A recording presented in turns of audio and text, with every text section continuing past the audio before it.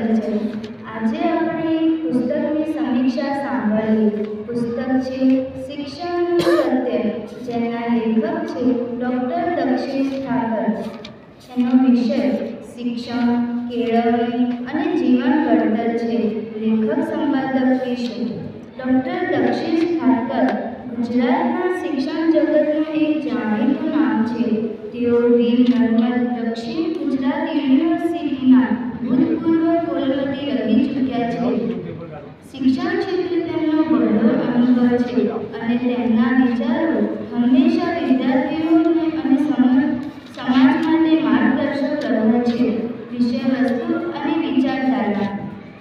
શીર્ષક શિક્ષણનું સત્ય પરથી સ્પષ્ટ થાય છે કે આ પુસ્તકમાં વર્તમાન શિક્ષણ વ્યવસ્થાના સાચા સ્વરૂપ અને તેના આગળ સ્વરૂપ વચ્ચેનો ભેદ રજૂ કરવામાં આવ્યો છે।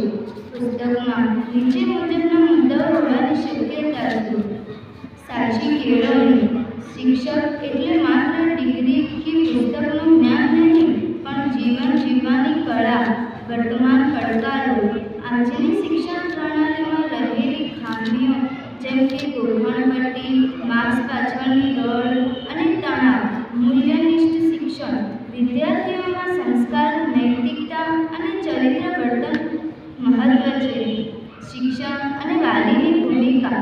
બાળકના વિકાસમાં શાળા અને ઘર બંનેનું યોગદાન કેવું હોવું જોઈએ? આ પુસ્તક કોણે વાંચવું જોઈએ? નવી દ્રષ્ટિ મેળવવા અને વિદ્યાર્થીઓને વધુ સારી રીતે સમજવા માટે શિક્ષકો અને આચાર્યોને, વાલીઓ પોતાના બાળકના શિક્ષણ અને ઉછેર પ્રત્યે સાચો અભિગમ કેળવવા માટે, વિદ્યાર્થીઓ શિક્ષણનો સાચો અર્થ સમજવા માટે, શિક્ષણ ચિંતકો શિક્ષણ નીતિ અને સુધારાઓ વિશે વિચારવા માટે। તારણ: આ પુસ્તક માત્ર વાંચવા માટે નથી, પરંતુ વિચારીને અમલમાં મૂકવા માટે છે।